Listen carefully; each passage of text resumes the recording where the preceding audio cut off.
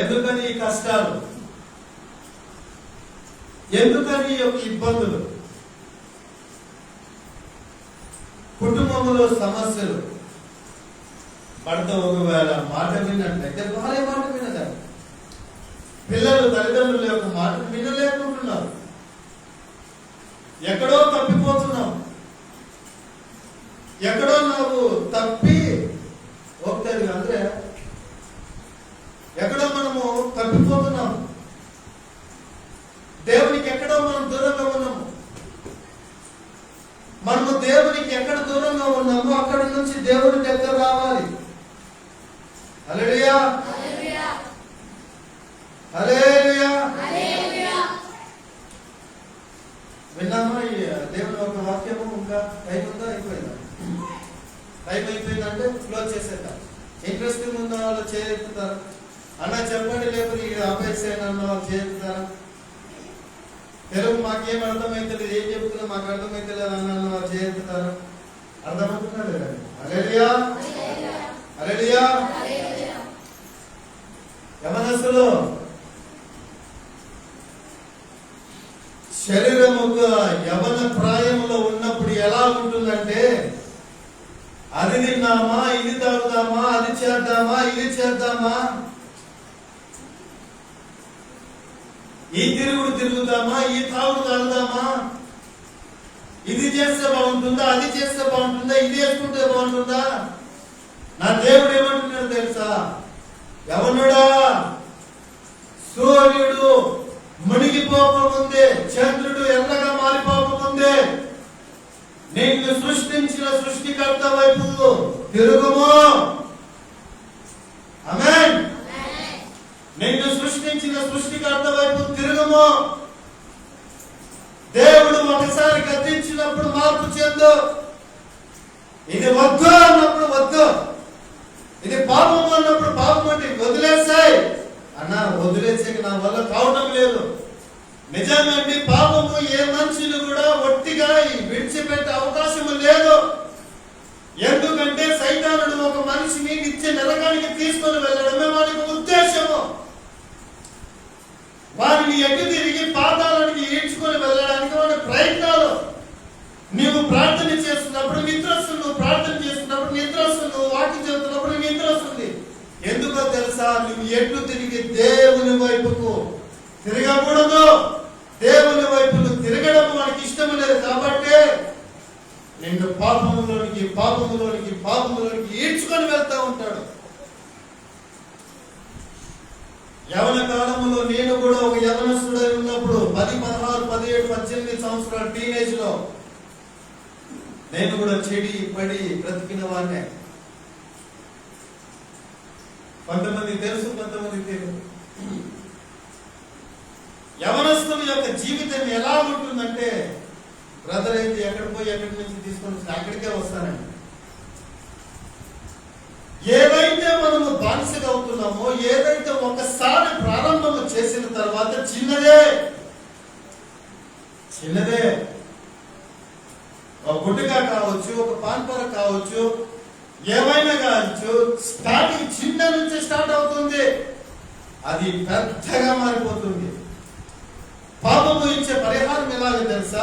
ఈ చేతికి గాయమైందండి, ఈ చెయ్యికి గాయమైన తర్వాత మనం ఇలా లేకపోతే గోపుతున్నప్పుడు, లేకపోతే ఇలా అంటున్నప్పుడు ఎలా ఉంటుందండి? హాయిగా ఉంటుంది. హల్లెలూయా. ఎలా ఉంటుంది?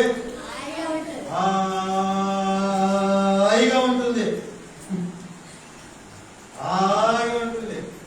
మందు తాగమంటుంది, అడగండి. ఎంగిడితే తూలుతూ తాలుతూ తూగుతూ ఉంటా ఉంటాడు.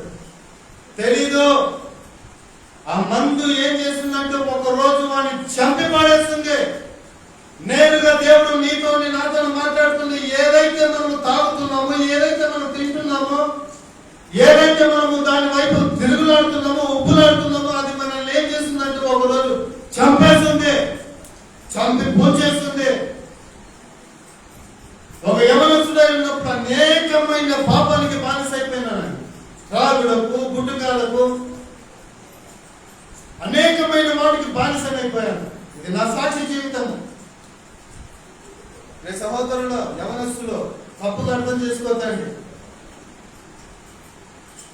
గుడ్కాలు వేసుకుంటున్నప్పుడు ఇంత పెద్ద ప్యాకెట్ ఉండలేదు. నిజంగా నా ఫ్రెండ్కి తెలుసు. మధు ప్యాకెట్ లో చర్చికి వెళ్తున్నప్పుడు కూడా వెనకల జేవులు ఇక్కడ జేవులు పెట్టుకుని తిరుగుతుండేవాడు.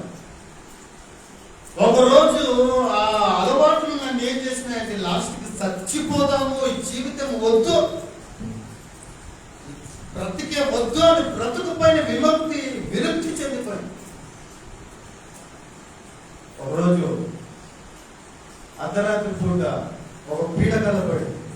ఆ పీడకలలు ఏమిటంటే, సైతన్యుడు ఏమంటాడంటే, ఒరే గోపాల, నువ్వు దేవునికి దూరం అయిపోయావు, దేవుని సన్నిధికి దూరం అయిపోయావు,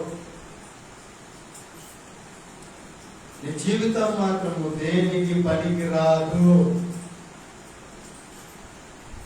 నువ్వు దేనికి కూడా పనికి రావు. సైతన్యుడు వచ్చే ఆలోచన ఏమిటంటే, వద్దులే బ్రతుకు వద్దులే, చనిపోదామని చెప్పేసి అర్ధరాత్రి 12:30 నుంచి 1 గంట మధ్యలో 6 బిల్డింగ్ పైన ఎక్కేసానండి. పూర్తి పెట్రోల్స్ పైన పోయేసి దుంకి చచ్చిపోదామనే తప్పుడు ఎవరో నన్ను పట్టుకుని లాగినట్టు.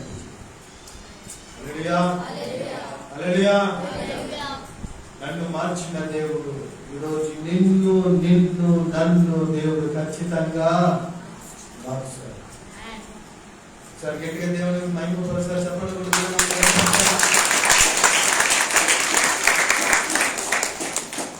అనుకోదు, సమస్యలు వస్తున్నాయి, సమస్యల గుండెల్లో ఉంటున్నాను, సమస్యలను ఉక్కిరిబిక్కిరి చేస్తున్నాయి అని ఆలోచించేది.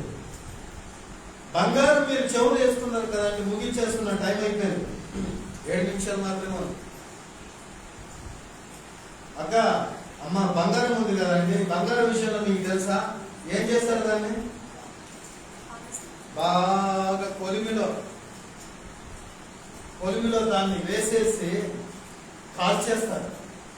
కాల్చేసి సుత్తితో బాగా కొడతారండి. కొట్టేసి మరలా కాలుస్తారు. మరలా కాల్చి మరలా దాన్ని నేను తడతా ఉంటాను. దాన్ని తట్టినప్పుడు ఒక రూపానికి తీసుకొని వస్తాను. ఒక రూపంలో తీసుకొని వచ్చినప్పుడు దానిని ఒక సుందరంగా పెట్టినప్పుడు ఆ కమ్మలు మన చెవులోకి వచ్చినప్పుడు, అక్క ಹೆಂಗಾಯ್ತು ನೋಡಿದೇನಕ್ಕ, ಅಕ್ಕ ನೋಡಿದೇನಮ್ಮ, ಬಂಗಾರ ಹೆಂಗಾಯ್ತು ನೋಡಿದೇನಮ್ಮ, ಚೆನ್ನಾಗೈತಲ್ಲ. ಎಲ್ಲಿ ತಂದಿದ್ರಮ್ಮ? ಇಲ್ಲಿ ಶಾಪಲ್ಲಿ. ಆ ಶಾಪಲ್ಲಿ ಯಾರು ಕೊಟ್ರಮ್ಮ? కౌన్సిలర్ అంటే బంగారం తట్టేవాడు తట్టి దానిని సుందరం చేశాడు. హల్లెలూయా. నీ జీవితము కూడా పరీక్షల గుండా వెళ్తున్నప్పుడు భయపడద్దు. 2 అంతుల ఆశీర్వాదము దేవుడు నీ గురించి ఉంచాడని మాత్రం ఎప్పటికీ నమ్మకాన్ని మాత్రం వమ్ము చేసుకొని ప్రయత్నం చేయొద్దని ప్రభు పేరిట మనం చేస్తున్నాడు. పరీక్ష, ఓర్పు, శ్రమ, ఓర్పు, పరీక్ష, ఈ మూడు కలిసి ఏం చేసే తెలుసా? దేవుని వైపుకు నడిపిస్తాడు. హల్లెలూయా, హల్లెలూయా. ముగించబోతున్నాను. యేసు ప్రభు నమ్ముకుంటే ఏమొస్తాయి చెప్పరా? రక్షణ. యేసు ప్రభు నమ్ముకుంటే ఏమొస్తుంది చెప్పనండి? రక్షణ. యేసు ప్రభు నమ్ముకుంటే పరలోకము. ఈరోజు మనం చనిపోయిన పర్వాలేదు, రేపు పరలోకానికి వెళ్తామని నిశ్చయిత నీకు నాకు ఉంటే చాలు. ఈ లోకాన్ని విడిచిపెడుతున్నప్పుడు, ఈ లోకము స్నేహాన్ని ఎప్పుడైతే విడిచిపెట్టి క్రీస్తు వైపుకు తిరుగుతావో, అనేకులు ఏమంటారు, పిచ్చోడా, భలే దేవుని నమ్ముకున్నావురా, మాతో పాటు తిన్నాం, మాతో పాటు తిరిగా, మాతో పాటు నిలబడ్డా, ఈరోజు దేవుని నమ్ముకొని నీతిగా జీవించే ప్రయత్నం చేస్తున్నాం. వాళ్ళు ఎన్నని అనుకోని మనం క్రీస్తు వైపు తిరుగుతాం, క్రీస్తు వైపుగా ఉన్నాం, క్రీస్తుని వెంబడిద్దాము. ఎప్పుడైతే సమస్యలు వస్తాయో సమస్యల పైన మనసు పెట్టదు. సమస్యల నుంచి విడిపింపగలిగిన దేవుని వైపు మనసు పెట్టాలని ప్రార్థనలను వెళ్దామండి. పరిశుద్ధుడా, నీకు వందనాలు నాయనా.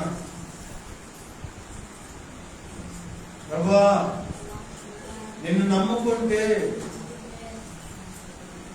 సమస్యలు వచ్చినా, ఇరుకులు వచ్చినా, ఇబ్బందులు వచ్చినా ప్రభువా నీ వైపే నిలబడి కృపను దయచేయండి. అపోస్తలుడైన పౌలు అంటున్నాడు, శ్రమ అయినను, ఇరుకులైనను, ఇబ్బందులైనను, శోధనలైనను, వస్త్రహీనతైనను, ఆకలి మంటలైనను ఇవేవి కూడా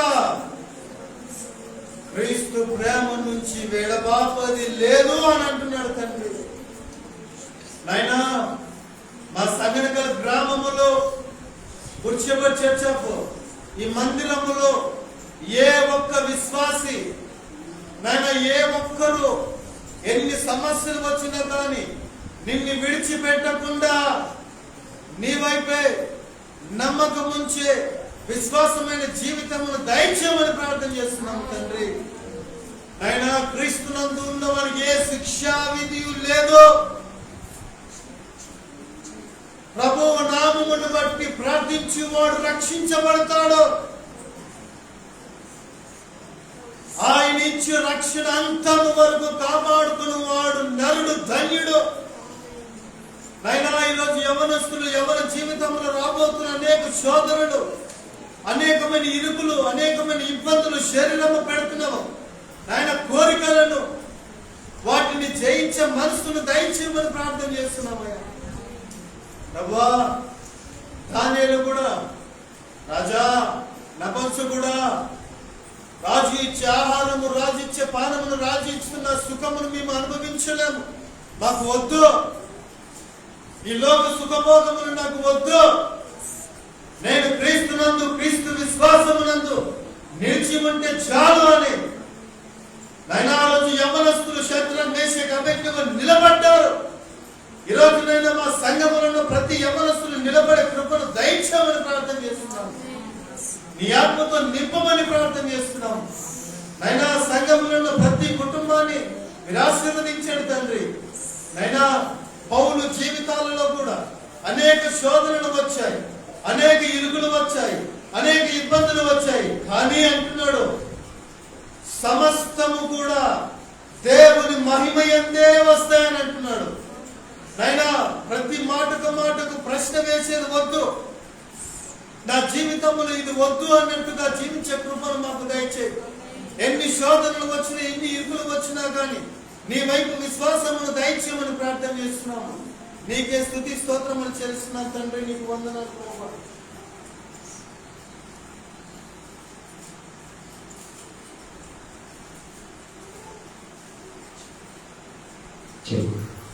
ಕರ್ತನೇ, ನಿನ್ನ ದಾಸನ ಮೂಲಕ ವಾಕ್ಯಗಳನ್ನು ನಡೆಸಿದ ರಾಜ.